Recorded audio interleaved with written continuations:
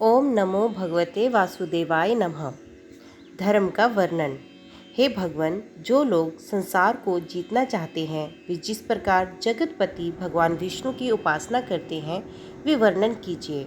और हे महामुने, उन गोविंद की आराधना करने पर आराधन प्रायण पुरुषों को जो फल मिलता है वे भी मैं सुनना चाहता हूँ। श्री पराशर जी बोले, हे मैत्रेय, तुम जो कुछ पूछते हो यही बात महात्मा सगर ने और से पूछी थी। उसके उत्तर में उन्होंने जो कुछ कहा वे मैं तुमको सुनाता हूँ, श्रवण करो। हे मुनिश्रेष्ठ, सगर ने भृगुवंशी महात्मा औरव को प्रणाम करके उनसे भगवान विष्णु की आराधना के उपाय और विष्णु की उपासना करने से मनुष्य को जो फल मिलता है उसके विषय में पूछा। उनके पूछने पर औरव ने यत्न पूर्वक जो कुछ कहा था वे सब सुनो। और वो बोले, भगवान विष्णु की आराधना करने से मनुष्य भूमंडल संबंधी समस्त मनोरथ, स्वर्ग से भी श्रेष्ठ ब्रह्म पद और परम निर्वाण पद भी प्राप्त कर लेता है। हे राजेंद्र, वे जिस फल की जितनी जितनी इच्छा करता है, अल्प हो या अधिक, श्री अच्युत की आराधना से निश्चय ही वे सब प्राप्त कर लेता है। और हे भूपाल, तुमने जो पूछा कि श्री हरि की आराधना किस प्रकार की जाए सो मैं सब सुनाता हूँ। सावधान होकर सुनो।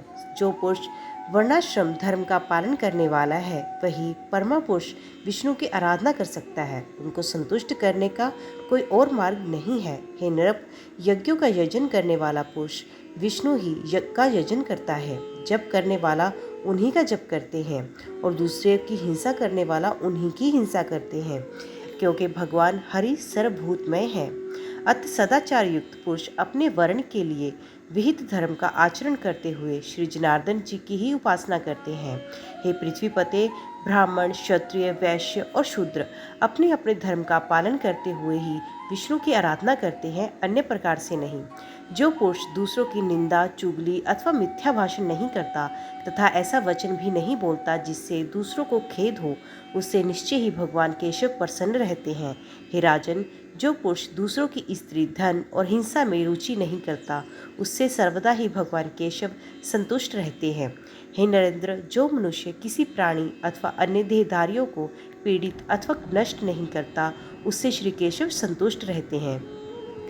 जो पुरुष देवता, ब्राह्मण और गुरुजनों की सेवा में सदा तत्पर रहता है, हे नरेश्वर, उससे गोविंद सदा प्रसन्न रहते हैं।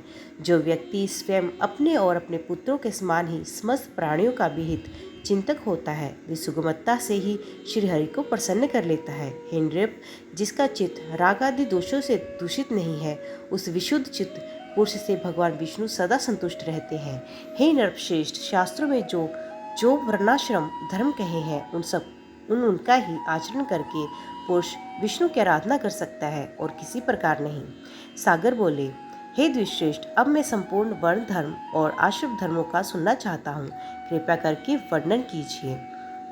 और बोले, जिनका मैं वर्णन करता हूँ उन ब्राह्मण, क्षत्रिय, वैश्य और शूद्रों के धर्मों का तुम एकाग्रचित होकर क्रमश श्रवण करो।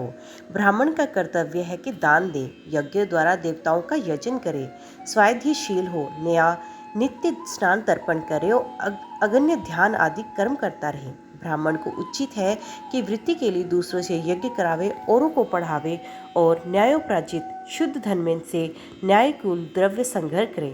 ब्राह्मण को कभी किसी का अहित नहीं करना चाहिए और सर्वदा समस्त प्राणियों के हित में तत्पर रहना चाहिए।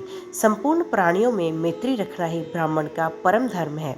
पत्थर में और प्राय रतन में ब्राह्मण को समान बुद्धि रखनी चाहिए। हे राजन, पत्नी के विषय में ऋतुगामी होना ही ब्राह्मण के लिए प्रशंसनीय कर्म है। इस क्षत्रिय को उचित है कि ब्राह्मण को यथेष्ट दान दे, विविध यज्ञों का अनुष्ठान कराए और अध्ययन करे। शस्त्र ध्यान करना, पृथ्वी की रक्षा करना ही क्षत्रिय की उत्तम आजीविका है। इनमें भी पृथ्वी पालन की उत्कृष्टतर है। पृथ्वी पालन से ही राजा लोग कृतकृत्य हो जाते हैं, क्योंकि पृथ्वी में होने वाले यज्ञ आदि कर्मों का अंश राजा को मिलता है। जो राजा अपने वर्ण धर्म को स्थिर रखता है वे दुष्टों को दंड देने और साधुजनों का पालन करने से अपने अभीष्ट लोगों को प्राप्त कर लेता है। हे नरनाथ, लोक पितामह ब्रह्मा जी ने वैश्य को पशुपालन, वाणिज्य और कृषि ये जीविका रूप से दिए हैं। अध्ययन, यज्ञ, दान और नित्य निमित्त आदि कर्मों का अनुष्ठान ये कर्म उसके लिए भी विहित है। शूद्र का कर्तव्य यही है कि द्विजातियों की प्रयोजन सिद्धि के लिए कर्म करे और उसी से अपना पालन पोषण करे अथवा वस्तुओं के लेने बेचने अथवा कारीगरी के कामों से निर्वाह करे। अति नम्रता, शौच, निष्काम, स्वामी सेवा, मंत्रहीन यज्ञ, असत्य, सत्संग, ब्राह्मण की रक्षा करना ये शूद्र के प्रधान धर्म हैं। हे राजन, शूद्रों को भी उचित है कि दान दे, बलिष्ठदेव अथवा नमस्कार आदि अल्प यज्ञ का अनुष्ठान करे, पितृश्राद्ध आदि क्रम करे, अपने आश्रित कुटुंबियों के भरण पोषण के लिए सकल वर्णों से द्रव्य संग्रह करे, ऋतुकाल में अपनी ही स्त्री के से प्रसंग करे। हे नरेश्वर, इनके अतिरिक्त समस्त प्राणियों पर दया, सहनशीलता, अमानिता, सत्य, शौच, अधिक परिश्रम न करना, मंगलाचरण, प्रियवादिता, मैत्री, निष्कामता, अकृपणता और किसी के दोष न देखना, ये समस्त वर्णों के सामान्य गुण हैं। सब वर्णों के सामान्य लक्षण इसी प्रकार हैं। अब इन ब्रह्माणादि चारों वर्णों के आप धर्म और गुणों का श्रवण करो। आपत्ति के समय ब्राह्मण को क्षत्रिय और वैश्य वर्णों की वृत्ति का अवलंबन करना चाहिए तथा क्षत्रिय को केवल वैद्य वृत्ति का ही आश्रय लेना चाहिए। ये दोनों शूद्र का कर्म कभी न करें। हे राजन, इन उपरोक्त वृत्तियों को भी सामर्थ्य होने पर त्याग दें। केवल आपातकाल में ही इनका आश्रय लें। कर्मों का मेल ना करें। हे राजन, इस प्रकार वर्ण धर्मों का वर्णन हो तो मैं तुमसे कर दिया। अब आश्रम धर्मों का निरूपण और करता हूँ, सावधान होकर सुनो। औरव बोले, हे भूपते, बालक को चाहिए कि उपनयन संस्कार के अनंतर वेदाध्ययन में तत्पर होकर ब्रह्मचर्य का अवलंबन कर सावधानतापूर्वक गुरु गृह में निवास करे। वहाँ रहकर उसे शौच और आचार व्रत का पालन करते हुए गुरु की सेवा करनी चाहिए तथा व्रत आदि का आचरण करते हुए स्थिर बुद्धि से वेदाध्ययन करना चाहिए। हे राजन, दोनों संध्याओं में एकाग्र होकर सूर्य और अग्नि की उपासना करे तथा गुरु का अभिवादन करे। गुरु के खड़े होने पर खड़ा हो जाए, चलने पर पीछे पीछे चलने लगे तथा बैठ जाने पर नीचे बैठ जाए। हे नृपश्रेष्ठ, इस प्रकार कभी गुरु के विरुद्ध कोई आचरण न करे। गुरु जी के कहने पर ही उनके सामने बैठकर एकाग्रचित्त से वेदाध्ययन करे और उनकी आज्ञा होने पर ही भोजन करे। जल में प्रथम आचार्य के स्नान कर चुकने पर फिर स्वयं स्नान करे तथा प्रतिकाल प्रातकाल गुरु जी के लिए समिधा, जल, कुश और पुष्पादि लाकर जुटा दे। इस प्रकार अपना अभिमत वेद पाठ समाप्त कर चुकने पर बुद्धिमान शिष्य गुरु जी की आज्ञा से उन्हें गुरु दक्षिणा देकर गृहस्थाश्रम में प्रवेश करे। हे राजन, फिर विधि पूर्वक पानी ग्रहण कर अपनी वर्णाकुल वृत्ति में द्रव्योपार्जन करता हुआ सामर्थ्य अनुसार समस्त गृह कार्य करता रहे। पिंडदान आदि से पितृगण की, यज्ञादि से देवाओं की, अन्नदान से अतिथियों की, स्वाध्याय से ऋषियों की, पुत्र पुत्री से प्रजापति की, बलियों से भूतगण की तथा वात्सल्य भाव से संपूर्ण जगत की पूजा करते हुए पुरुष अपने कर्मों द्वारा मिले हुए उत्तमतम लोगों को प्राप्त कर लेता है। जो केवल भिक्षावृत्ति से ही रहने वाला परिवारचक और ब्रह्मचारी आदि है, उनका आश्रय ही गृहस्थाश्रम ही है, अतः ये सर्वश्रेष्ठ है। हे राजन, विप्रगण वेदाध्ययन, तीर्थ स्थान और देश दर्शन के लिए पृथ्वी पर्यटन किया करती हैं। उनमें से जिनका कोई निश्चित गृह अथवा भोजन प्रबंध नहीं होता और जो जहाँ सायंकाल हो जाता है वही ठहर जाते हैं, उन सबका आधार और मूल गृहस्थाश्रम ही है। हे राजन, ऐसे लोग जब घर आवे तो उनका कुशल प्रश्न और मधुर वचनों से स्वागत करें तथा शय्या, आसन और भोजन के द्वारा उनका यथाशक्ति सत्कार करें। जिसके घर से अतिथि निराश होकर लौट जाता है, उसे अपने समस्त दुष्कर्म देकर वे अतिथि उसके पुण्य कर्मों को स्वयं ले जाता है।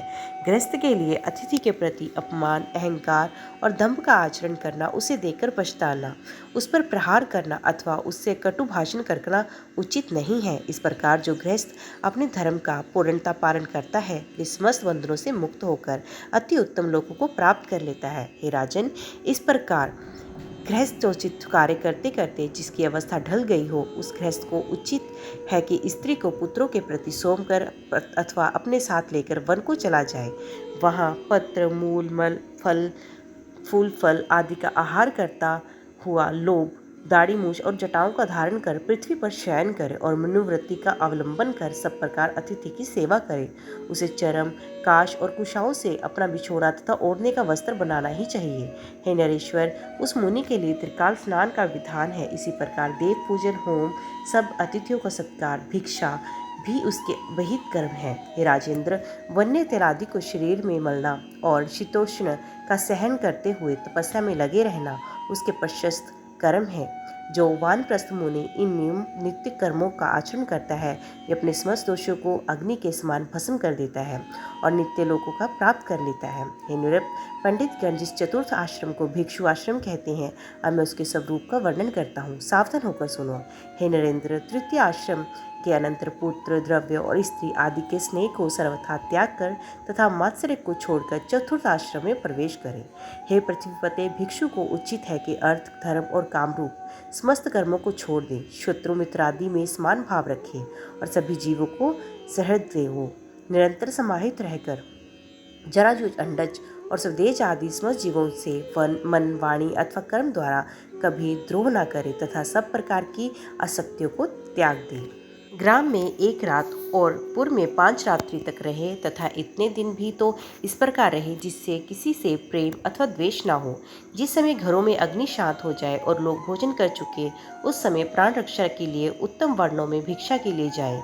परिवारजन को चाहिए कि काम, क्रोध तथा दर्प, लोभ और मोह आदि समस्त दुर्गुणों को छोड़कर ममता शून्य होकर रहे। जो मुनि समस्त प्राणियों को अभयदान देकर विचरता है, उसको भी किसी से कभी कोई भय नहीं होता।